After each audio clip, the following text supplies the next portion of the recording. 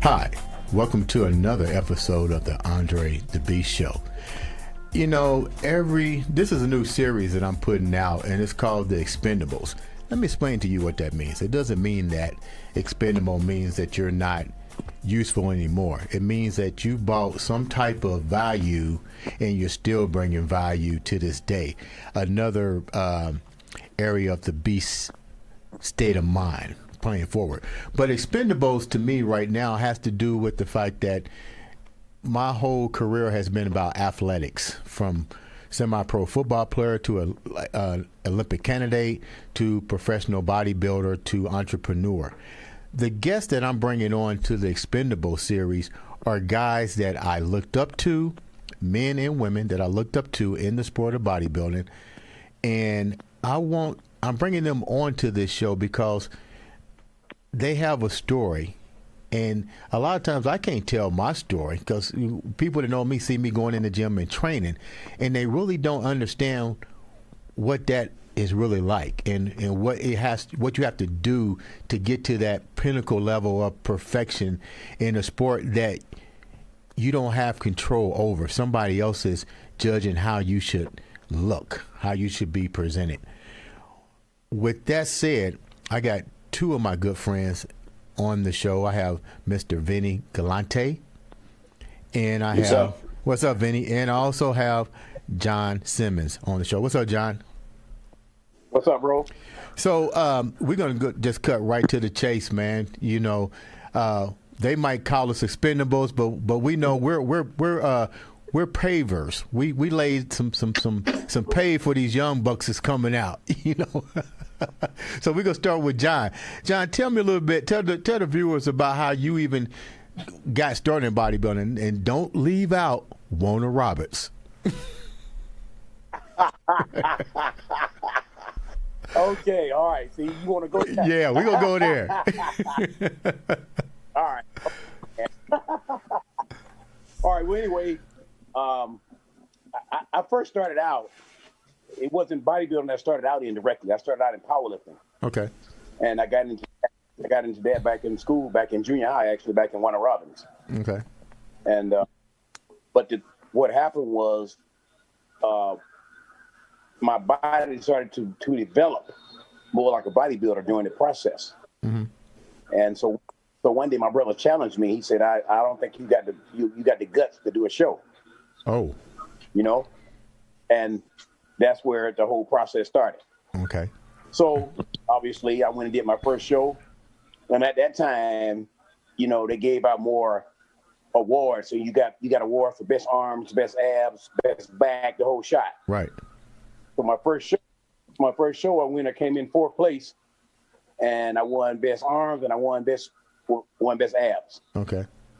So that's how it started out. But what happened was, by the time I got to high school, through Warner Robins, of course. We'll talk about Warner Robins in a minute, and you guys' struggle on and off the field against my alma mater, Darty High Trojans. that may be so well appreciated in track only. I'll give you that in track. I'll give you that in track. Yeah. But football is a whole different issue. You know that. Yeah, I know. Football is a whole different world. But anyway, that's how it started for me, you know. And from that point, after getting into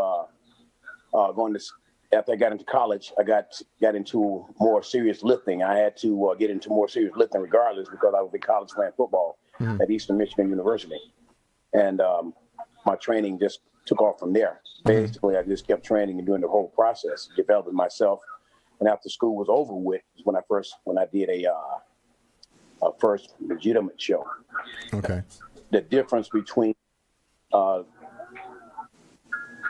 the process of getting prepared then as it is to now is that when I came through, you pretty much had to learn what to do on your own. Right.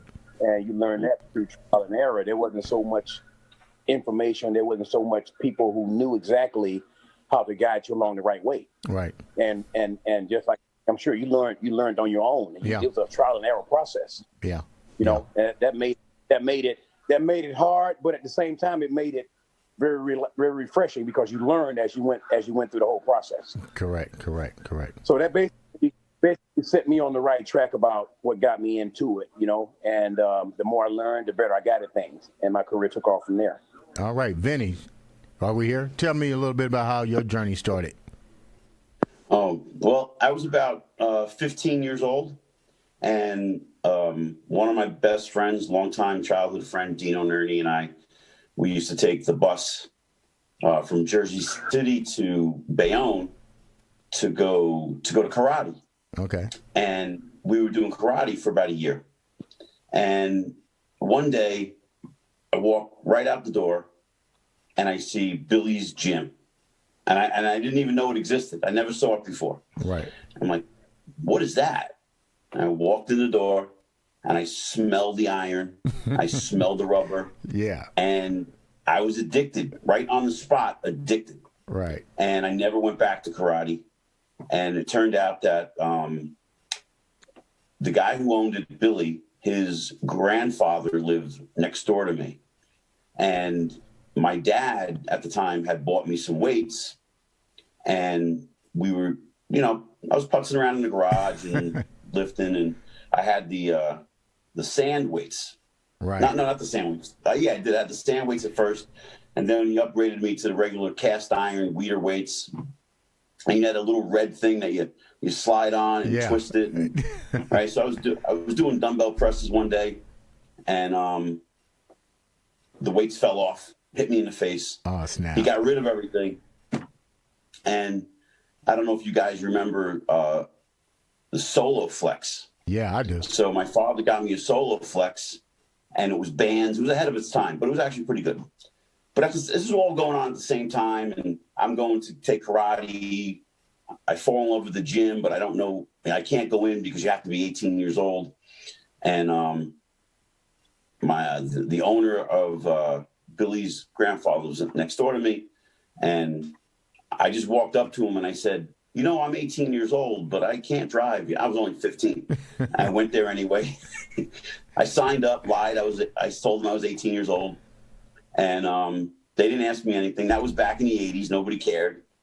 And I would take the bus every day to Billy's gym. And these guys were telling me they were training for a show. I'm like, what's that? Like, it's a bodybuilding contest. And I'm like, I don't know anything about it. Right. And I said, okay, I'll enter it. They're like, no, it doesn't work that way. You have to go on a diet. You have to train for it. I'm like, well, when is it? It's in February. I said, all right. I said, well, it's like 4 months away. Can I do it? And they all just laughed at me. They were just like, yeah, whatever. So I went into it. I entered it. And I remember taking my posing routine very serious. Yeah. I remember taking the diet very serious. I ate McDonald's fish fillet sandwiches every day. Wait a minute. Wait, what? No joke. I'm 15, 16 years old. I don't know. These guys aren't helping me. Oh, okay. So I did it.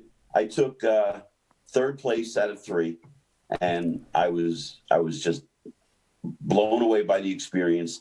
And I don't know if you guys remember. I think in the 80s at the Olympia when it was in Columbus, Ohio, where the Arnold is. There was a gentleman by the name of Len Boslin. He used to MC. He had a very deep voice. Mm-hmm. And he was friends with Billy Schultz, who owned Billy's, and Billy had him MC the show. And Len, I just spoke to him the other day. He's 92 years old, and he still loves training. Really? And we talk every now and again. And he told my father that day, your son has the potential to be a good light heavyweight. Again, I had no idea what that meant. I didn't know anything. Right. And New Jersey and New York was a hotbed for bodybuilding.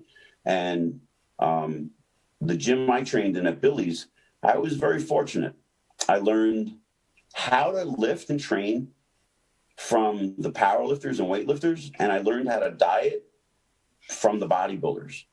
The power rack, the squat rack was your church. That was the place you genuflected and you said a prayer, and you should be and the way I looked at it from their point of view was, on leg day, you should be shit scared on leg day. You should be stressed out by the time you get to the gym because you know you're going to have a balls out. John, I heard you laughing, so you can relate to that too, huh?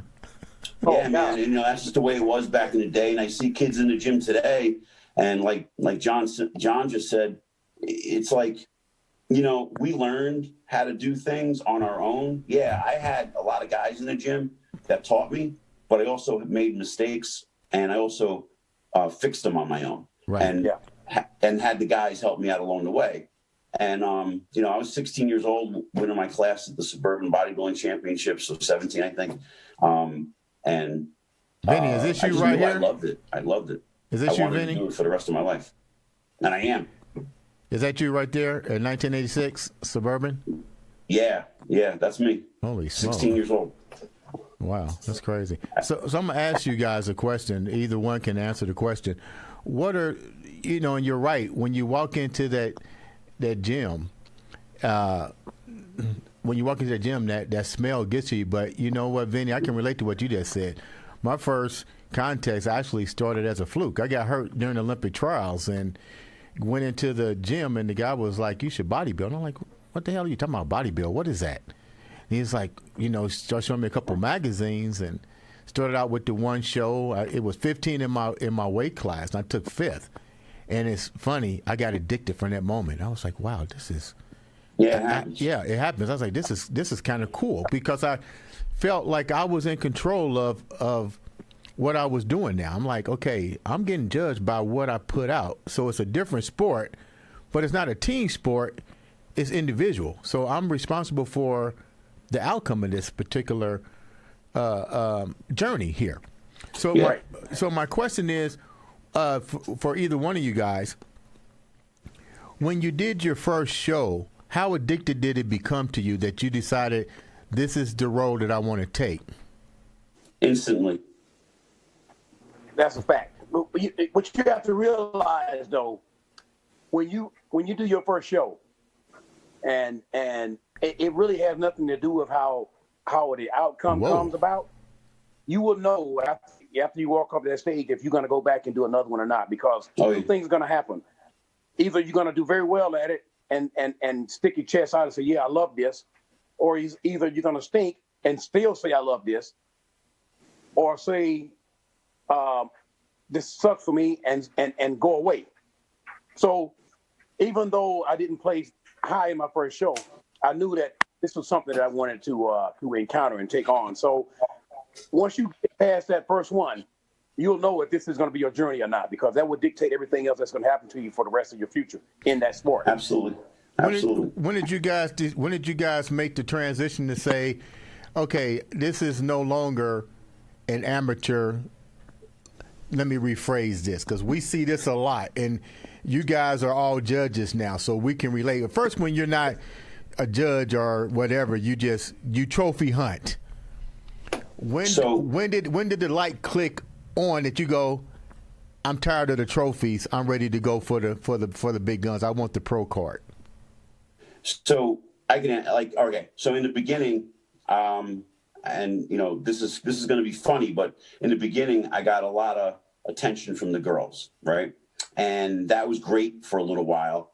And I remember I remember clearly I was dating a girl and I was on a winning streak, and she comes to see a contest and I don't even place in the top 5, and I'm standing on the side to go out with the top 5. And I was pretty cocky and arrogant, thinking I'm going to be out there, I'm probably going to win this. And I didn't make top 5. And it clicked in my head that moment, like, who am I doing this for? Right. What am I doing this for?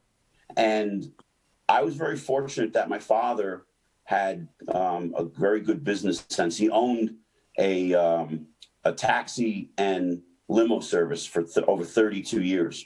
So he ran a business, and he said to me one day, if you're going to do this thing, if you're going to do it, give it 100%. But I don't mean 100% in the gym also. I mean, I don't mean 100%. I don't mean 100% in the gym alone, but you also have to apply how are you going to get into a magazine? How are you going to get on a cover? How are you going to get all of those things? And, back in the day, right before it got big, there was a period, John could tell you, there was a period where nobody had contracts, nobody had anything. And then there was a good period right before, I would say, social media hit, that you had the opportunity to get good contracts. When social media came around, it went to the toilet, it went down.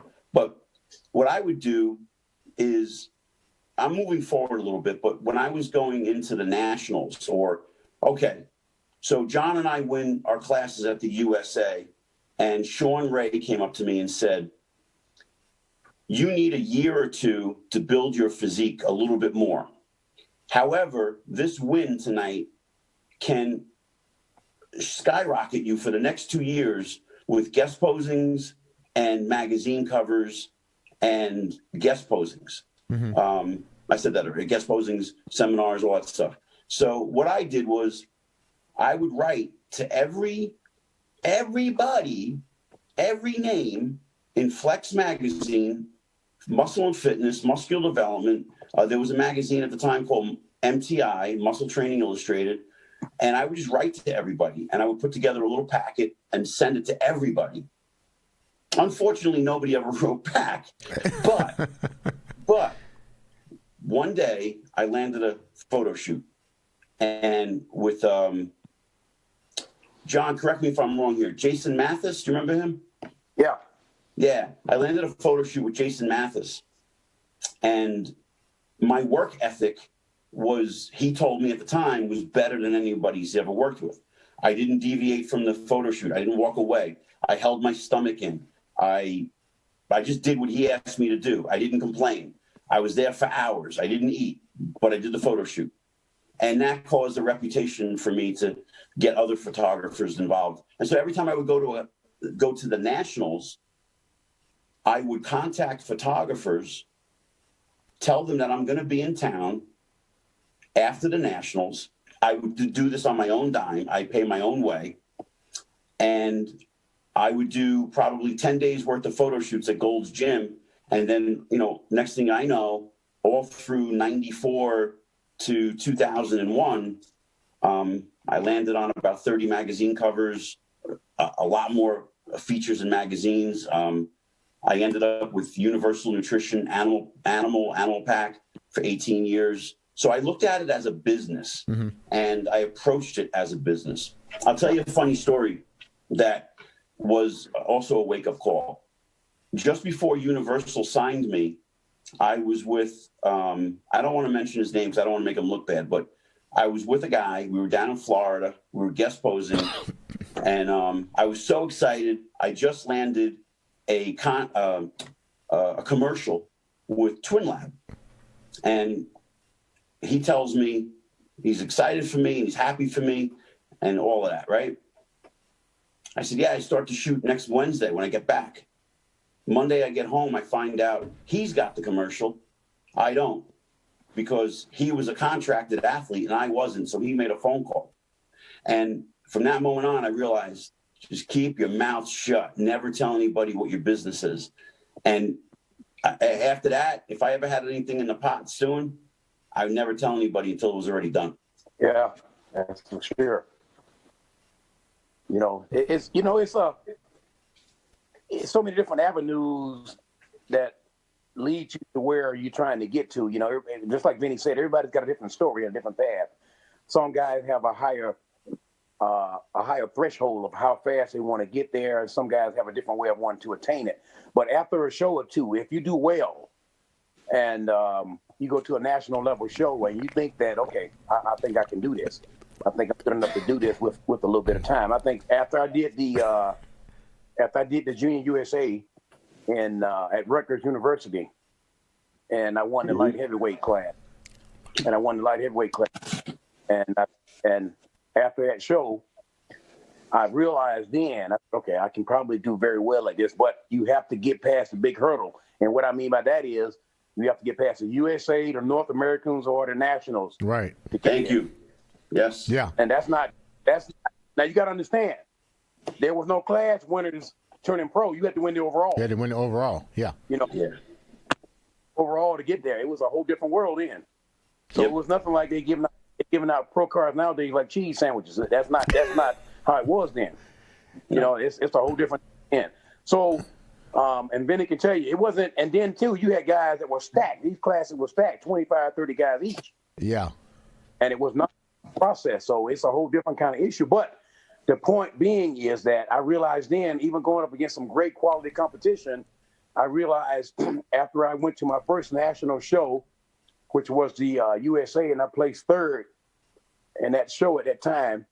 John Sherman won the light heavyweight class, and Flex Wheeler won the overall.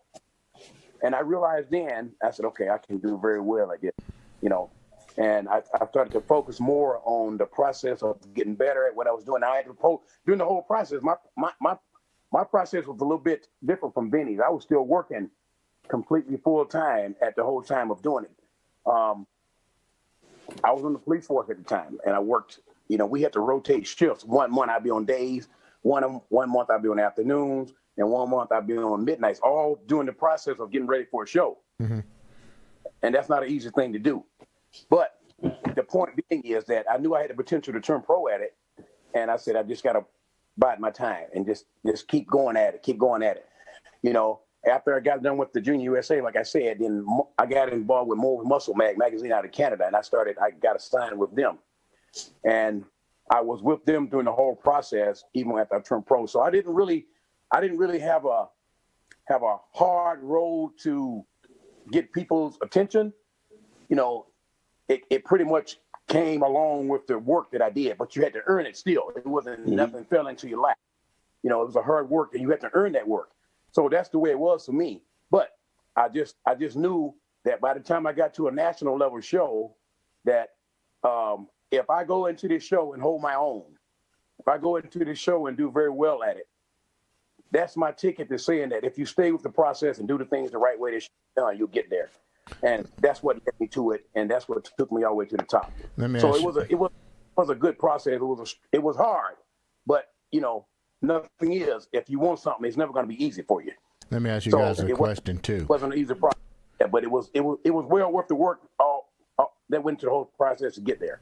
When what was one of the most difficult shows that you went to, and you felt you should have won?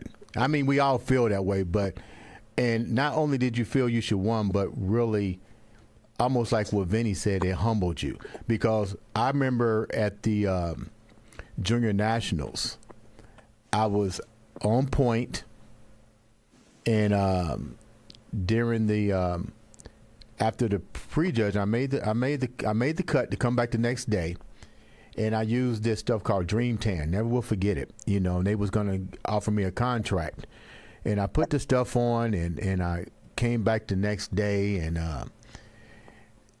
James Trap Rope and all the judges came up to me, and it's like, I didn't know what happened was I didn't get called out for the second round. I didn't get called out for the third round. I get caught out on the fourth, and the tear is trying not to well up in my eyes, and I'm freaking out. And I knew right then, because I had never not placed. And when I got off the stage, they called out the top five, and I went to the window, and the judges came up to me and they said, Andre, what happened? I was like, what do you mean? They said, you was as smooth as butter. And then they looked at me, and I wasn't, but I had used that dream crap. And I'm going to tell you how low I was. I literally got in my Porsche and was going to run off the road. And I got a phone call. And my friend Felicia said, hey, cool. Something just told me to call you. And I said, it was raining. I was getting ready to just run my Porsche off the road. And because I had never not placed. But it took me a minute to sit back, and I realized, why would you do that when you got 35 guys here, and only 15 of you guys made it, and at least you placed, but you didn't get the top five. It made me more hungrier to get ready for the North America. That's when I met Vinny, saw Vinny. It got me prepared for the next bigger show, but it was a very humbling moment. in my life, or maybe a reflection. Tell me a moment that happened to you guys. For me, I think more along the lines the moment. Oh, so my whole career, I was naturally a middleweight up until 1995, and I never had to make a weight class. Didn't even know what to do to make a weight class. And here comes, I'm sorry, 1994. I apologize, 94. I just win the USA the year before, 94. I'm training my butt off, and I'm going into the nationals. And 1 week before the contest, the middleweight class is a 176 and a quarter cutoff. Right. And the year before, I was 169 in that picture you just put up, 169 pounds. And fast forward a year later, well, a week before the nationals in 94, I was 181 pounds. Okay. And I had no idea what to do to get to 176 pounds. And I can't recall what I did, but, I probably cut my water out. I don't know. I probably eliminated water. That's what guys did back then. And I ended up taking 5th place in the middleweight class. I just barely made 176. And I was upset. And, first I was like, oh, the judges suck and this is bullshit. But then I had to reflect on myself, and I'm like, all right, look, you made the mistake. You should have entered the light heavyweight class. You should have moved up to light heavy. But in my head, I wasn't mentally ready for that. I wasn't ready to be a light heavyweight. It was like a whole new chapter for me. Right. We're bodybuilders, and what we do is we build. And that week I didn't build. I took everything up. I destroyed everything that I built for the year. That was one of my only, I've had others, but this was the most devastating, if you will, where it was like embarrassing. Like I just won the USA. Now I'm taking 5th. Yeah. And I'm very hard on myself. And like what John said a moment ago too, with a stepping stone to all the national titles.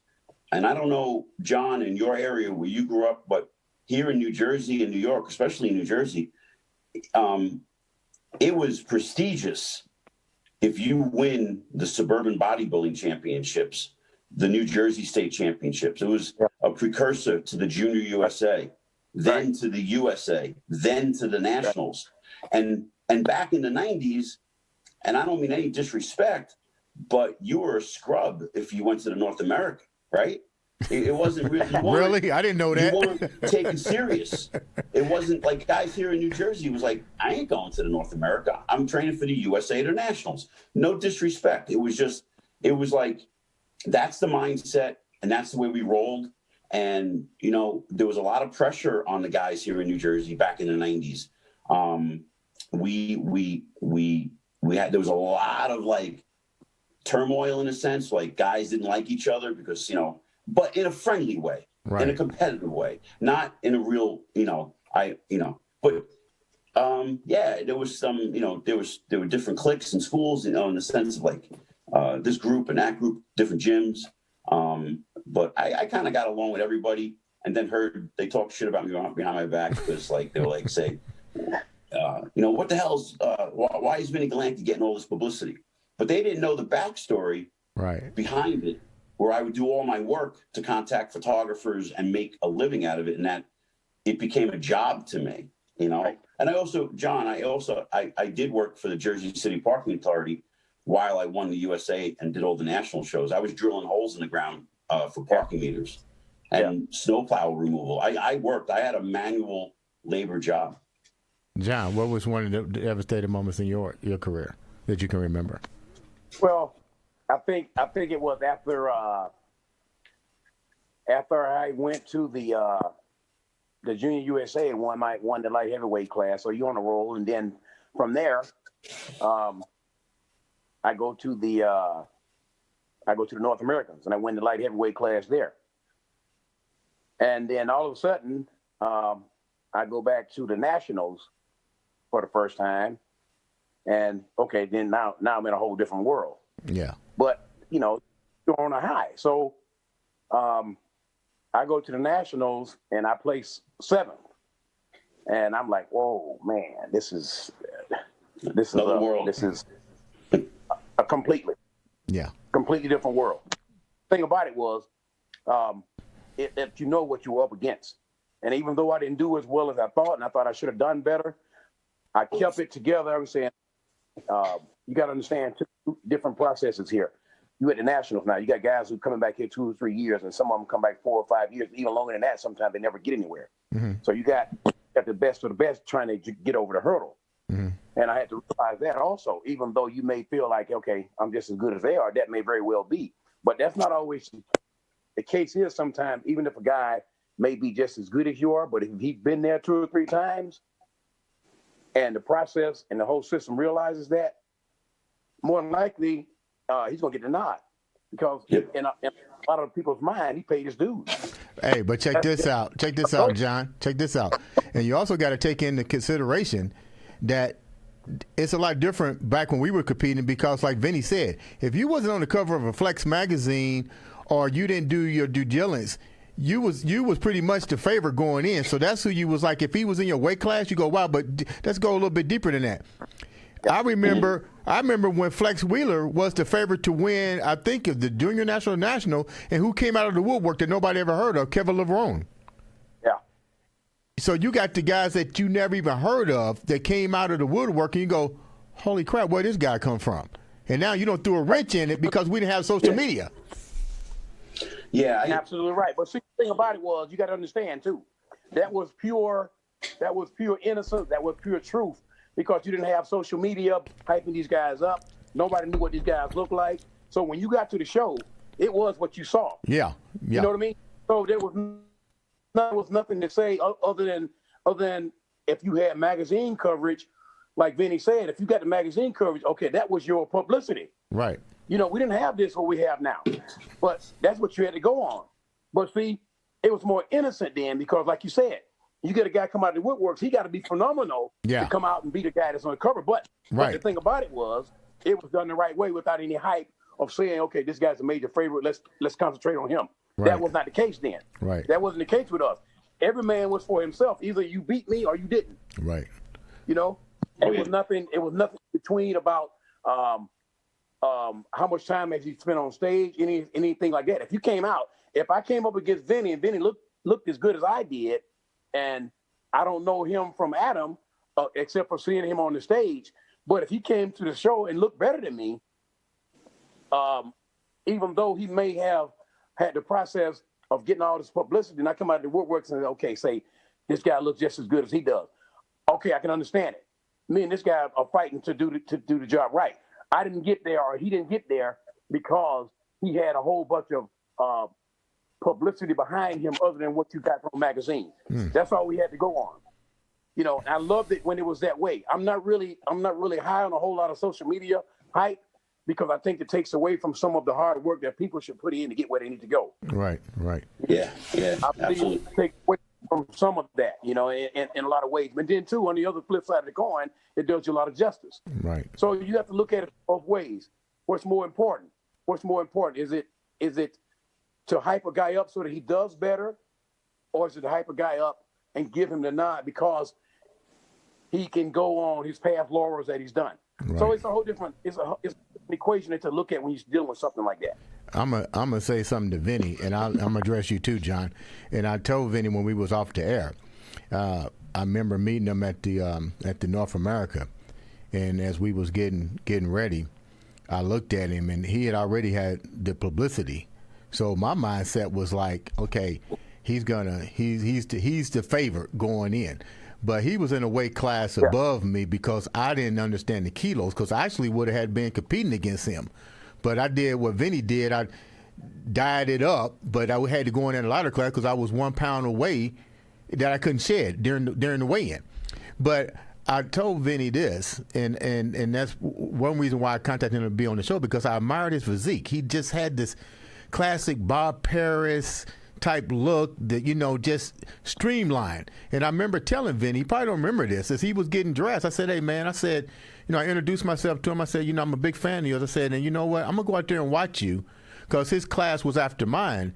And I remember telling him, I said, man, you won the class. I'm not a judge because I'm still a competitor. I said, but I don't see nobody beating you. And I remember the three people that impacted me at that contest. It was the first time they had a super heavyweight. That's when Dave Palumbo was there. And Dexter Jackson came out of nowhere. And I was like, holy smoke, that's going to be the next. Seriously, I saw Dexter Jackson and I was like, holy crap. Yeah. I mean, Vinny, you look great, but when your boy came out, I knew hands down there's nobody. And let me repeat this, and that's no disrespect to you, Vinny, but I looked at that dude and I don't know where he came from, but there's nobody here that can beat that boy. Nobody. So how does that make you guys feel when you go to a show like that and you just look at it? I even had to take a back seat, and I was competing. I say, this is the clear winner. Well, I never look at anybody. That's the key. That was an accident, me looking at him, because I was already off the stage. I was in the audience. This is going to sound like a typical bodybuilder, sarcastic or arrogant, but, I have my game face on. Right. I'm there to do a job. I just trained 12 weeks, and I'm not going backstage to get anyone's attention. I'm not going backstage to pay attention to anybody. But, I just try to keep my focus and do my best on stage. I remember when so this is kind of what you're saying a little bit in a different way. Dave Palumbo did my program for the 2008 Masters Nationals, which was in July that year. And we worked together the whole, 12-week prep. And I just remember he paid more attention to another competitor, to another competitor he was training, who was in my class. And I didn't realize that he was having somebody else in the show. So I was really by myself. Right. And I felt alone. I felt like, well, you can't come over to me for a second. So I remember going over into that little corner of all the group of guys and there's no disrespect to Dave or the competitor. The guy was Delron. I think he ended up taking fourth. And, they got their game faces on too. And I think at the time, nobody expected me to bring my A game. Right. I think that, it was a few years had passed that I wasn't competing. And, I'm making a comeback in a sense because, back in the Nationals, I competed in the Nationals like 10 times. It took me 16 years to turn pro. Just like John was saying, like today to give out pro cards, like ham and cheese sandwich, right? It's like, just, it's a business and right. They got their game plan. So I'm backstage. No one's paying attention to me. I felt a little like taken back, like going into that corner. And I'm like, I don't think I'm wanted today. And I walk away, do my thing. I pump up and I win the entire show. I win the overall, get my pro card. And it's funny, like how tides turn. Right. Like you get people backstage, there's photographers back there. They're taking pictures of everybody. All the magazines were back there. I think that was one of the last years that magazines were backstage. They don't have that anymore. And nobody paid attention to me until I walked off stage after the night, when it was over. Mm-hmm. And I got a pro card. And then, I got in all the magazines again. So that was cool. But it was like a weird dynamic, it was like kind of weird. Like, hey, this is kind of weird. Why is nobody paying attention to me? I'm dead serious. I trained really hard for this thing. So yeah, kind of weird, kind of thing. Was not used to. What are you going to say, John? Well,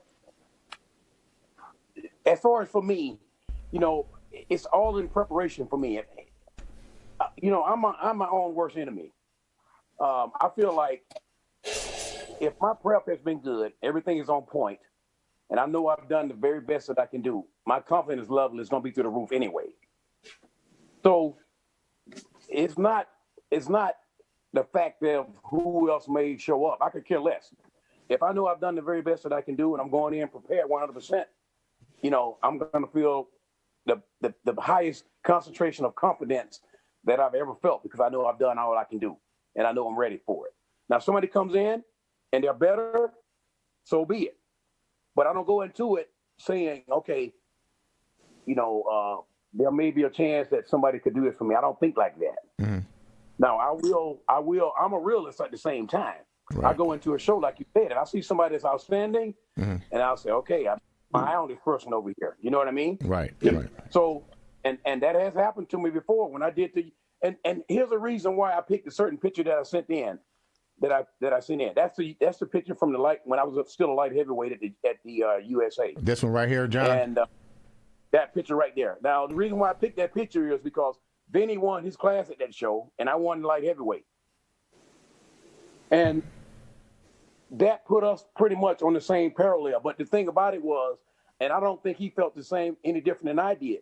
When your confidence level is good and you go into a show, no matter who's there, and that lineup that we had at the USA that year, they were some stellar guys. They were very, very good. But the point being is, those guys in each one of those classes had already placed at some other national show, 2, 3, 4, whatever it may be. But like I said, with the way I felt with my approach to things, it didn't bother me who was there, who showed up. If I went into my show feeling 100% confident, that's all that mattered to me, and I let the chips fall where they may. I'm gonna ask. The only show where I really felt like there was somebody that just blew me away before I hit the stage out there was when the tank, Sherman Tank. Hit the stage at the Nationals that year when I was there. I placed fifth, and he blew everybody away. I said, okay, that's it. That's the man right there. I'm gonna ask you guys a question too. That's just how it goes, man. I'm gonna ask you guys a question there's like 2 more questions I want to ask before we wrap up. You guys are professional now. You got your pro cards. What was it like either one of you both of you can answer the questions, but this is the question, 2-part questions. You get your pro card, and John, you know where I'm going, so I'm gonna start with you first. So we talked about this. Yeah. Knowing what we know now, no unions. We know what it costs to be in this sport. We know the ins and outs, but you got a pro card. And you go there, and you're the best of the best, and you place, let's just say 10th, and you get $1,000. What's going through your mind, John? Well, and pretty much that's reality. Okay, reality has to set in at some point. Even though, now here's my approach for it was when I turned pro, I didn't change anything in my lifestyle at all right away. Mm-hmm. Because I had no idea which way this was going to go, which road this was going to take me down to. Right. So, I never, even though things got good for me, it got lucrative, and it paved the way for what I have in life today. Right. I never ever let everything go and filled up one bucket and left the other one empty. Okay. I didn't look at it from that approach, and I hope even to this very day. As far as that process goes, those things don't change. There is no guarantee that you're going to make a dime when you turn pro. There's not. You have to earn that. Right. That's not going to fall off trees like an NBA contract. That's guaranteed money. Right. We don't have that. Right. We don't have that. I would like to see the day come when athletes can sign a contract. I mean, I know some guys do have signed a contract and they do get paid for it. But when you know for a fact that you can get more out of what you're doing than just scraping by or saying that I came into the show and I placed third and I made $2,500. Well, it cost me $3,000 to get ready. so yeah. You my point. Yeah. So there's nothing guaranteed. I just don't feel like any athlete coming into it to just say, okay, this is my goal. I'm going into it with this. This is it. I've hit the jackpot. If you had that kind of attitude, there is a very, very high chance that you will be disappointed somewhere down the line. Vinny, what you got to think about that too? My story is a lot different. I compete, like I said, I did the nationals like 9 or 10 times. Right. And when I did the 2008 Masters Nationals, I did it as a warm-up so I could make a big impact in November for the Nationals. Right. And Steve Weinberger came up to me on stage. He handed me the trophy, put my arm in the air, and he said, duplicate this next year in your first pro show. And it just was like, pro show? I got the Nationals in November. So next thing I know, I'm on the phone with Bob Ciccarillo. Yeah. And I was telling Bob that I wanted to not take my pro card because I didn't deserve it. He's like, what are you talking about? I said, I won the Masters Nationals. I didn't win the Nationals. I don't deserve it. He's like, Vinny, you just got your pro card. I'm like, yeah, but Bob, I didn't win the USA or the Nationals. I got to win the Nationals. And he talked me out of it. I was already going to call the IFBB office and say, I don't want my pro card. A lot of people say, you're crazy. But that was the magnitude of how prestiged the Nationals were back then. And so fast forward, I do a couple of pro shows, and I'm not looking at the fact that, like, my first pro show, I believe it was the 2009 Pittsburgh Pro, I was a little off. I took 7th. I was nervous. I was holding a little bit of water. But 2 or 3 weeks later, I did the New York Pro, and I was solid. I was ready. But I took 7th. And to me, that was failure. But I didn't realize that 4 of the guys ahead of me were in the Olympia in the top 5 the year before. So I wasn't looking at that. I was looking at, you suck. You now are not good anymore. You just entered a whole new territory. And just like John said about him winning in the North America, and then he goes to the Nationals and takes 7th, it's a different ball game. So I thought, okay, this is a different ball game. And I tried harder, and I tried harder. And then the harder I tried, the worse I got. And everybody was like, and this is the point, never in my career did I ever listen to anybody until now. And then I started listening to people, got to get bigger, got to get bigger. And what I was known for, a small waist and wide shoulders, they were disappearing. My waist was getting bigger, and my shoulders were getting narrower, and my placings were getting worse. And I led into some pretty bad depression. And I said, the hell with this. I quit. I'm done. And 2013 was like the worst, most horrible condition I ever was in. I walked away from the sport and came back in 2018 to compete. And I took dead last in the Masters Baltimore Pro, and it was a shell of me. I continued training the whole year, and I came back last year, and I was signing the contracts for the Masters Pittsburgh Pro. And my wife says to me, you're going to enter the 50 and the over 40? I said, yeah. She goes, Vin, are you sure you could place in the top, the over 40? I'm like, oh, man. I said, listen, if I just win the over 50, no one's going to give a crap. No one cares. I got to win both. And turns out I win both, and I'm the only guy that has ever done that. So I'm proud of that. And, my next step is to kind of redeem my 2013 year. Mm-hmm. I don't care about the placing.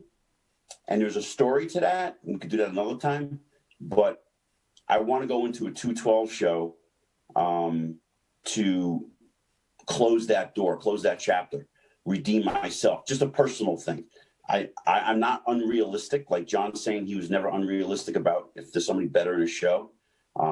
I've been up against guys like that who were better than me. And when I had my A game and somebody was better than me, just because you're great and you're in your best condition ever doesn't mean you're going to win. It just means that somebody better didn't show up or somebody better is going to show up.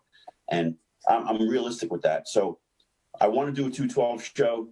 And probably after that, I'll stick to the Masters. And, I'm going to be 54 years old next April. And I still love this stuff, man. Before my feet hit the, floor every morning I wake up and I think about what am I training? I'm 54. And it is me in my basement. I'm 53 years old and I still think that way. I don't know, I'm nuts, right? So I'm still that 16-year-old kid that walked into Billy's back in 1983. All right, guys, before we wrap up, let's go back to John. We want to tell the viewers what you guys are doing now besides training. You guys definitely are doing something constructive. So let's start with John first. John, what are you doing now outside of still training? Well, I got a lucrative, pretty good training business going at the time. It's been pretty stellar for some years now. And, I promote 2 shows a year. Tell us about the shows and how we can find those shows and contact you if people want to know more information about the show and your training services and things that you have to offer.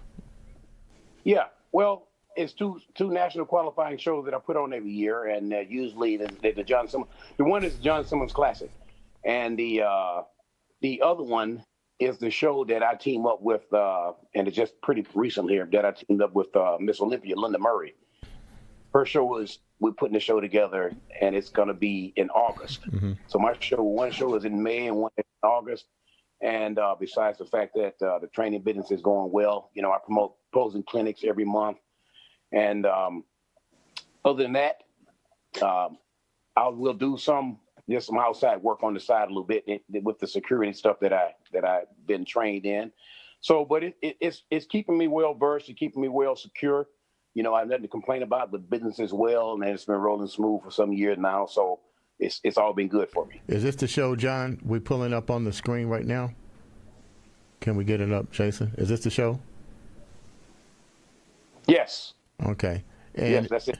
Okay, so they can check you out and contact you through the information that's on this. We'll put it on the website. I mean, not on the website, but we'll post it on the podcast too as well. Can you see it, Jason? There we go. And this is the one that has Linda Murray with you?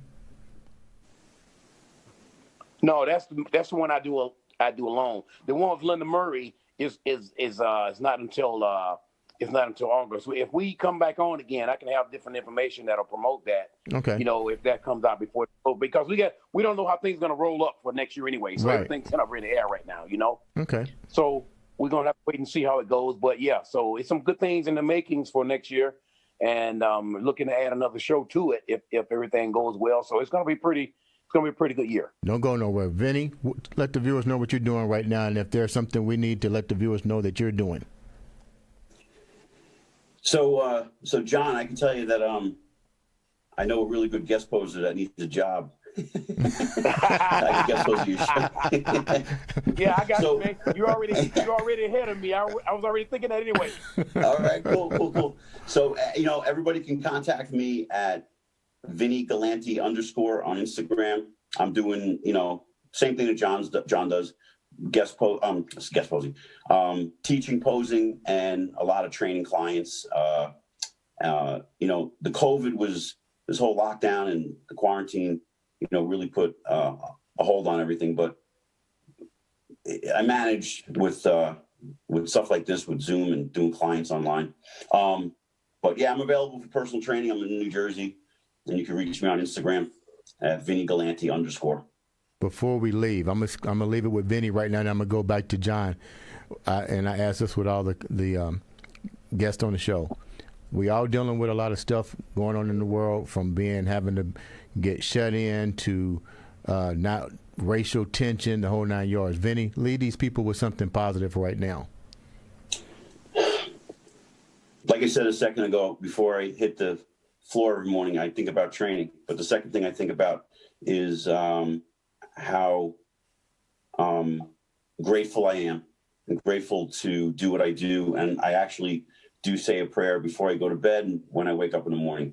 I belong to a men's Christian club, a group in Ramsey, New Jersey. And, I'm part of a cornerstone where we set up a whole weekend, and I'm all about positive Christian lifestyle. And I know you guys are not the same color as I am. That would be stupid to say I don't see that, but that doesn't mean I judge you or you judge me. And I don't understand that thinking. I've grown up with all black guys and, women and Spanish, Puerto Rican, whatever. I don't give a shit. Doesn't matter to me. All I care is about treating people good, being positive, and I always, always, always take a step back when someone's in a bad mood. And I say, it's not me. They got something going on in their life. And if I can't lend a helping hand, then I just back off and let them go through their day. And I think we need more of that in this life, in this world. I'm humbled and I'm blessed, and I thank you for inviting me on the show. And, I really am truly blessed that I could do what I'm doing still for the thing I love, the last 30 something years, 35 years. So I thank you. John, leave the viewer something to remember.